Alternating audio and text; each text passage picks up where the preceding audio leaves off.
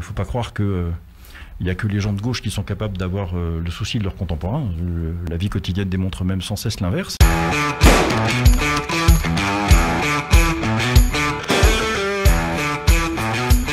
On peut se retrouver à 150 dans un wagon de métro à 20 cm d'écart et on ne peut pas se retrouver dans une salle d'université pour avoir un cours. Il faut des mesures sanitaires cohérentes. Moi je veux bien qu'on soit obligé de porter un masque, de se désinfecter les mains, parfait. Maintenant est-ce qu'on est obligé de fermer les restaurants, les bars, les universités pour moitié, demain les salles de sport et quoi demain encore? Tous ces gouvernants ont une trouille bleue de se retrouver un jour devant le tribunal comme les responsables du sang contaminé il y a maintenant quelques décennies.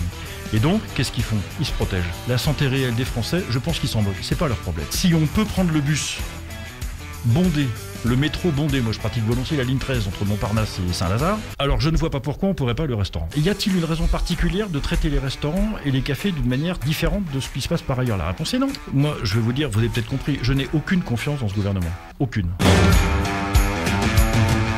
L'interdiction de l'enseignement à domicile ou la mise sous contrôle me paraît une atteinte là encore aux libertés qui est grave. La scolarisation obligatoire à 3 ans est une atteinte à la liberté des familles qui me paraît grave. Il y a un moment où il faut savoir qui exerce l'autorité sur les enfants. Est-ce que c'est l'État ou la famille?